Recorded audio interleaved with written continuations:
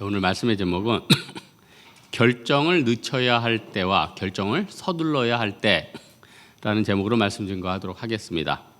그 세상에는 그 빨리 결정해서 움직여야 될 문제들이 있습니다. 반면에 또 그렇게 급하지 않은 거, 괜히 속도 냈다가 내 인생에 데미지를 입는 일들이 있습니다.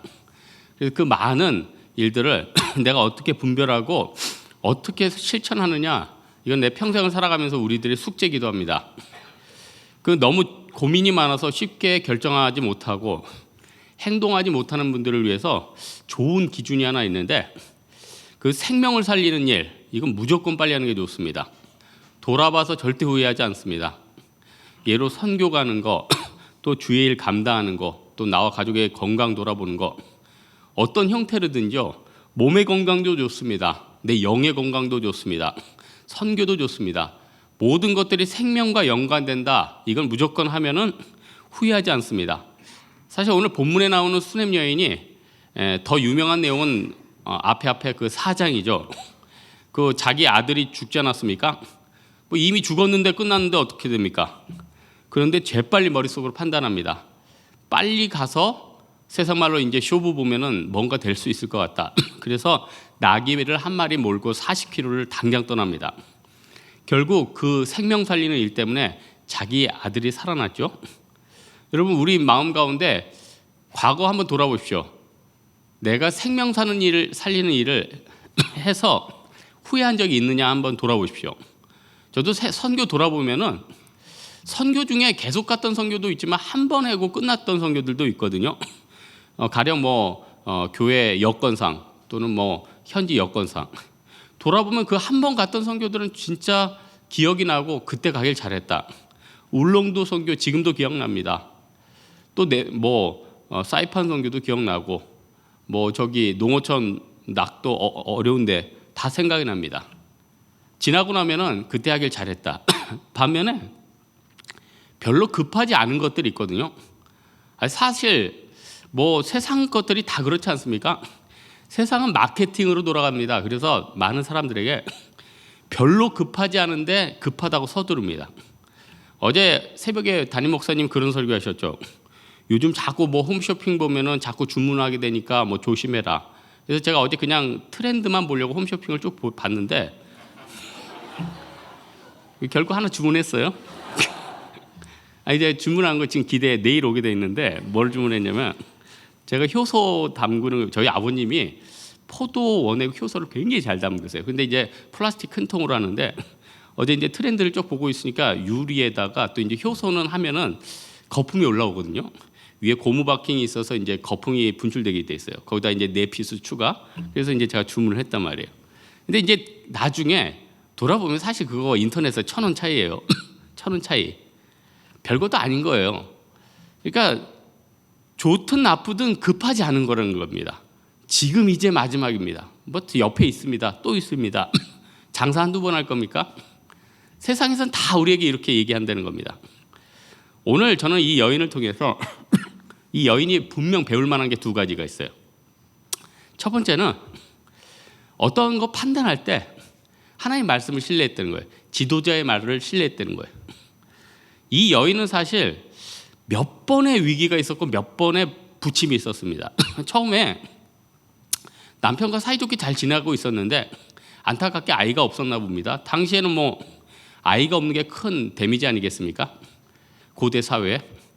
근데 이제 영적 지도자와 좀 친했나 봐요. 그러니까 엘리사가 이 여인네 가정에 올 때마다 맛있는 걸 얻어먹었대요. 성경에 보면 자주 왔대요. 그리고 이 여인과 이 남편이 아예 선교 사역 떠나기 전에 자기네 집 밖 옥탑방에 살아라. 옥탑방은 지금으로 개념하면은 지금 옥탑방이 아니라 펜트하우스입니다. 좋은 데입니다. 좋은 것들을 내어줬다는 거예요. 그래서 엘리사가 시종 게하시에게, 그때는 게하시랑 좀 친했으니까, 내가 이 가정을 위해서 할 게 없을까? 그랬더니 아이가 없습니다. 기도해가지고 아이가 생겼습니다. 인생의 첫 번째 반전이죠. 그런데 이게 웬일입니까? 아이가 갑자기 아이고 머리야 그리고 죽었어요. 머리가 아파서 죽었습니다. 2번째 반전이죠. 이 여인이 이거 골든타임이다. 그래서 나귀 구해서 40km를 갔습니다. 40km라는 건 한 하루 온종일 걷는 거죠. 저도 뭐 군에 가서 40km 행군했는데 쉽지 않은 거리입니다. 결국 엘리사가 다시 와서 살려줬습니다. 세 번째 반전. 그리고 나서 잘 살고 있는데 이제 터전도 잡고 집도 없고 논도 있고 밭도 있는데 엘리사가 빨리 가서 이제 흉년 오니까 가렵니다. 이건 어떻게 보면은 다른 사람들은 지금 버티고 있거든요. 금방 끝날 것 같아서. 어쨌든 버리고 갔습니다. 이게 네 번째 반전입니다. 그리고 이제 본문에 돌아왔죠.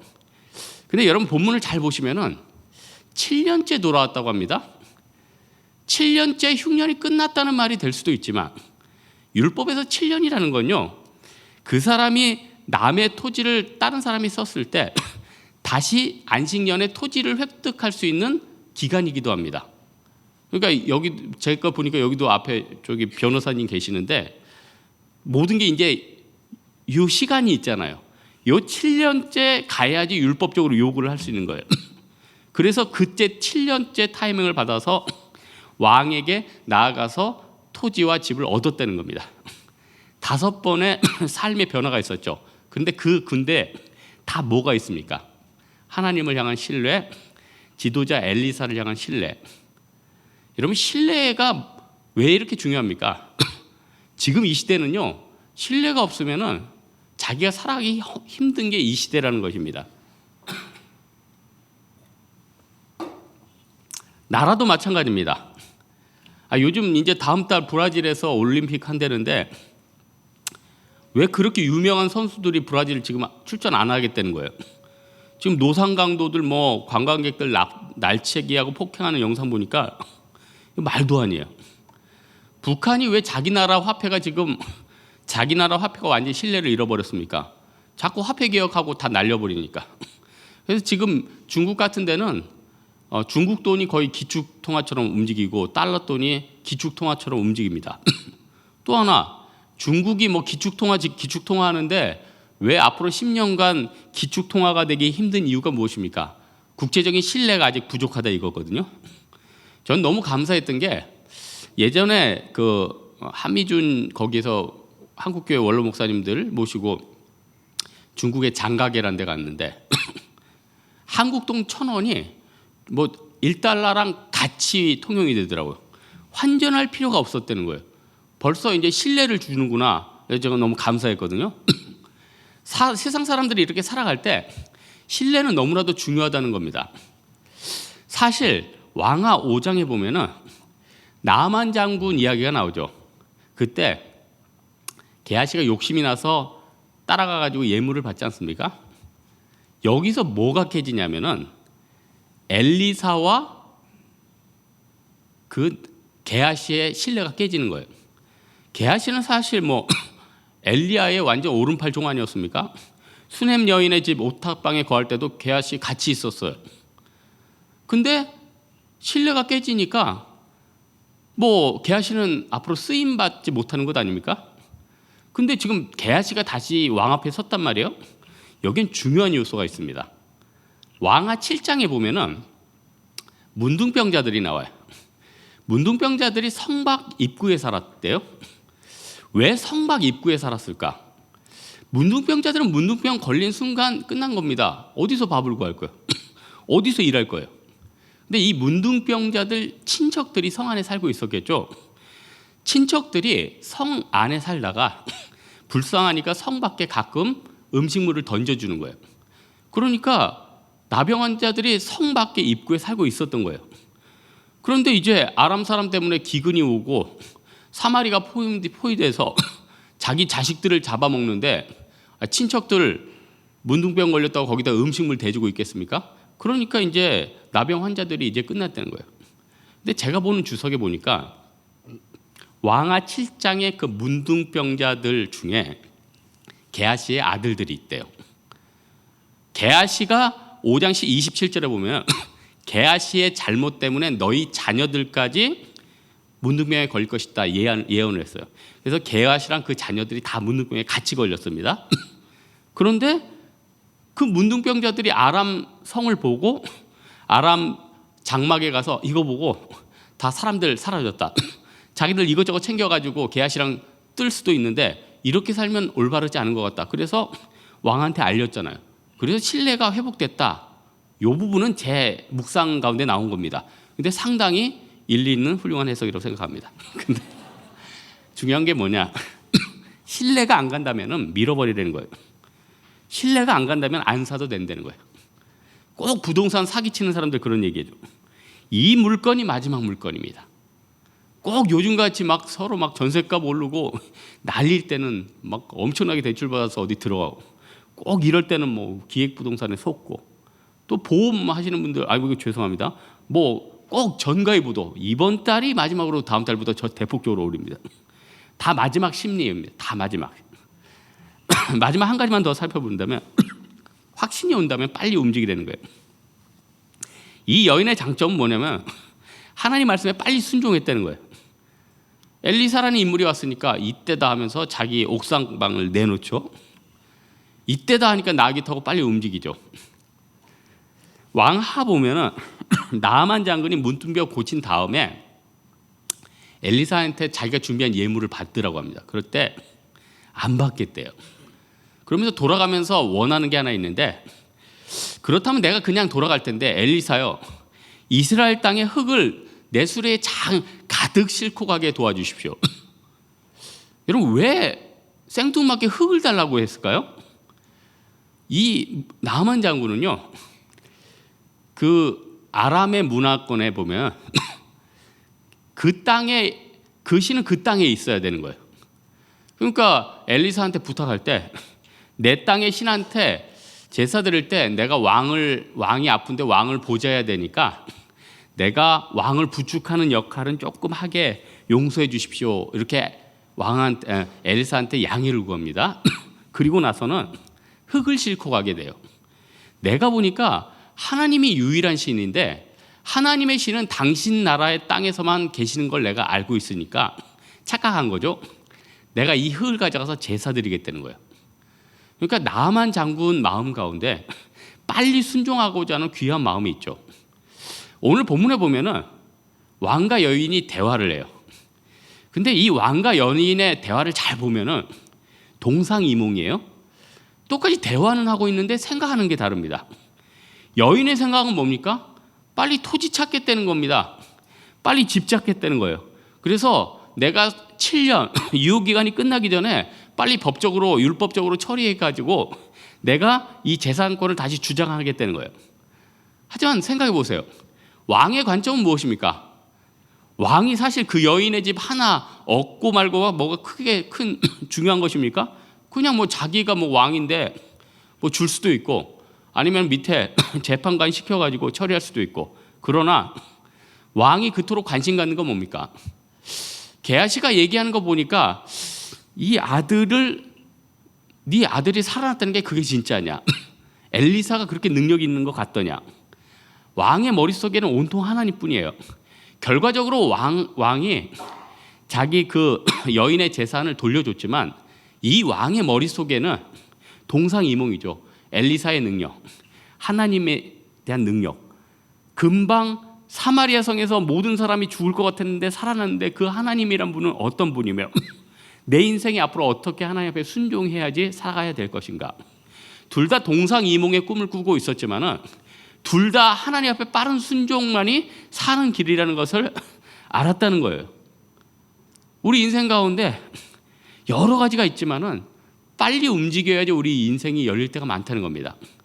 뭐 제가 아까 얘기했지만은 물건 빨리 사는 게 빨리 중요한 게 아니라 내가 빨리 주님 앞에 순종하고 빨리 움직일 때 하나님의 복을 얻는 게 중요하다는 겁니다. 여인이 엘리사가 너 지금 빨리 움직여라. 그때 빨리 움직였으니까 블레셋 땅까지 쉽게 갔죠. 그런데 조금 머뭇머뭇 하다 보면은 국경 폐쇄되어 있을 것입니다. 다른 사람들도 기근 피하려고 다 움직이다가 도로 막힐 거예요. 이걸 통해서 무엇을 할 수 있습니까? 이거다 싶으면은 빨리 움직여야 된다는 거예요. 엘리사가 왜 이렇게 열심히 움직였을까? 엘리야나 엘리사의 사역 보면요, 엘리사가 굉장히 급하게 움직입니다. 왜 그랬을까? 자기 스승이 있다가 영원히 사실 것 같았는데 불말과 불병거 타고 그냥 하늘로 올라가 버렸잖아요. 우리 스승님도 영원한 게 아니고 우리 인생도 영원한 게 아니구나. 요즘 새벽 설교 때 담임 목사님 야고보서 말씀 증거하지 않습니까? 야고보서 저 따라서 읽는데 뭐라고 합니까? 내일 일을 너희가 알지 못하는도다. 너희가 안개니라. 우리 안개랍니다. 우리 홍대세교 다니면서 여러분 뭐 이민 갈 수도 있고 빨리 그강 건널 수도 있고 뭐 여러 가지 일들이 있을 수 있지 않습니까? 병 걸릴 수도 있고 그렇다면은 교회에서 열심히 뭐 네팔에서 선교하고 또 교회 주변에 저는 사실 이런 생각을 해요. 저는 홍대 근처에 있다 보면은 온갖 외국 사람들이 다 오거든요. 어제도 뭐 중국 사람들 와가지고 좀 안내 좀 했는데 온갖 사람들이 맛집 오겠다는 거예요. 근데 사실 우리들은 별로 안 가잖아요. 그래서 저는 오히려 하나님이 주신 터전을 마음껏 이용하는 거 이것도 좋은 겁니다. 마음껏 선교하는 것도 중요합니다. 근데 많은 사람들은 있을 때 좋은 건 누리질 못합니다. 있을 때 행동하지 못합니다. 그리고 나중에 하겠대요. 나중에 하겠대요. 하나님이 주실 때 바로바로 하는 게 지혜라는 겁니다. 오늘 말씀의 결론 맺겠는데 세상은 빨리 결정하고 움직여야 될 때가 있고 또 심사숙고해야 하고 별로 급하지 않을 때가 있어요. 일단 기도를 충만히 해서 그걸 결정해야 됩니다. 기도 중에 확신이 오면 일단 미루지 않고 바로 해야 되고요. 뭐 고성이든지 대만이든지 뭐 생명 살리는 일은 과감히 투자해도 아깝지 않습니다. 그거 두고 두고두고 후회하는 분 못 봤습니다. 하지만요, 물건 엉뚱하게 사고 뭐 자기 수준에 과한 차 사고 자기 수준에 과한 가방 사고 두고두고 후회하는 사람들 많이 봤습니다. 우리 다른 것보다도 엘리사 같은 좋은 스승의 권면과 말씀이 있고 또한 하나님 앞에 기도 가운데 응답이 있다면 생명이 있고 하면 과감히 들어가십시오. 그러면 후회하지 않는다는 거예요. 또한 갈등이 되고 머뭇거리는 게 있다면 천천히 하십시오. 그 시간 놓쳐도 결코 하나님이 내 인생 그릇되게 놔두지 않는다는 것입니다. 이 믿음 가지고 빨리 결정할 때와 천천히 결정할 때를 주님 앞에서 구분하는 여러분 되기를 주님의 이름으로 축원합니다. 이 시간 우리 기도하겠습니다. 이 시간 기도할 때 하나님, 우리 하나님께서 내 인생을 사랑하시는데 왜 나를 그냥 두겠습니까? 하나님, 생명 살리는 일이라면 과감히 빨리 투자하고 달려가고 또 주님 앞에 그 길이 보였다면 빨리 순종할 수 있는 인생 되게 달라고 우리 각자 기도하다 돌아가도록 하겠습니다. 기도하겠습니다.